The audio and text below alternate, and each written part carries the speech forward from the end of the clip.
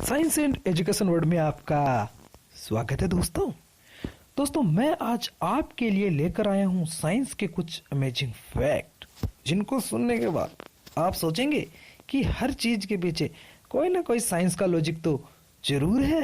हाँ दोस्तों, साइंस का लॉजिक।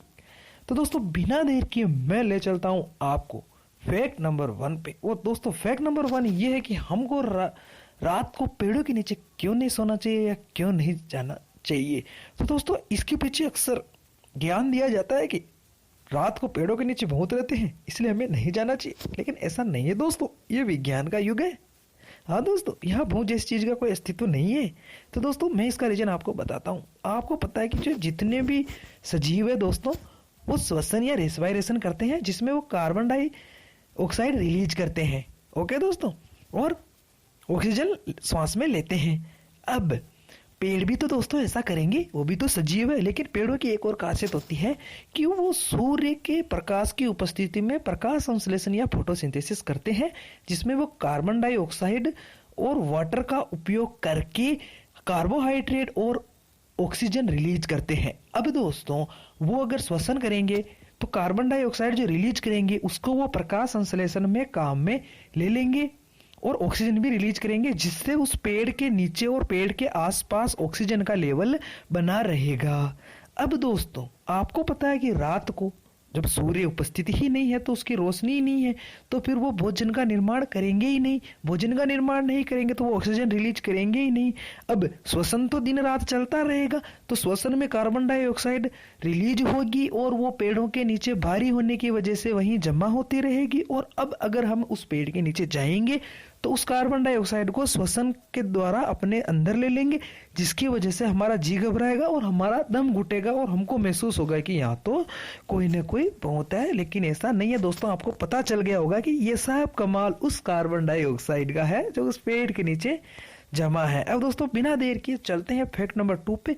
उससे पहले अगर आपने मेरे चैनल को सब्सक्राइब नहीं किया है तो दोस्तों सब्सक्राइब कर दें और बेल आइकन को भी दबा दें ताकि आपको मेरा वीडियो का पता चल जाए। दोस्तों फैक्ट नंबर 2 ये है कि एम्बुलेंस होता है उसके आगे एम्बुलेंस उल्टा क्यों लिखा रहता है। हाँ दोस्तों, क्यों लिखा रहता है? इसका रीजन ये है दोस्तों कि अपने को पता है कि जितने भी कांच होते हैं उसमें हर चीज उल्टी दिखाई देती है। अब मान लो एम्बुलेंस किसी हाईवे पर जा रही हो और उसके आगे कोई गाड़ी चल रही हो तो उसके साइड मिरर में एम्बुलेंस शब्द उस गाड़ी वाले को सीधा देखेगा जिसकी वजह से उस एम्बुलेंस को वो साइड दे देगा और दोस्तों हो सकता है कि समय बच जाए और किसी मरीज की दोस्तों जान बच जाए।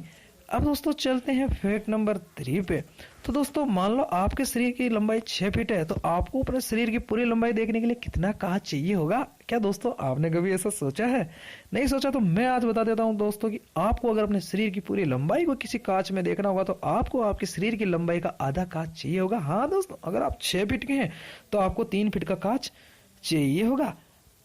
तो दोस्तों चलते हैं अपन फैक्ट नंबर 4 पे और वो ये है कि दोस्तों सोडियम को पानी में डालते आग क्यों लगती है। हाँ दोस्तों, आपने ये अक्सर सुना भी होगा और अक्सर वीडियो में देखा भी होगा कि सोडियम को पानी में डालते आग लग जाती है। तो दोस्तों इसके पीछे का साइंस ये है कि सोडियम पानी के साथ रिएक्शन करके हाइड्रोजन गैस रिलीज करता है और ये जो अभिक्रिया होती है वो एक्सोथर्मिक यानी ऊष्मा सेपी होती है, यानी इसमें ऊष्मा भी रिलीज होती है। अब दोस्तों आपको पता है कि जो हाइड्रोजन गैस होती है वो खुद जलती है तो इस वजह से वो इतनी तेज गति से निकलेगी और उस अभिक्रिया में जो ऊष्मा निकलेगी उसकी वजह से उसमें बहुत तेज आग लग जाएगी और कभी कभी धमाका भी हो जाता है। अब दोस्तों मैं आपको ले चलता हूँ फैक्ट नंबर 5 पे।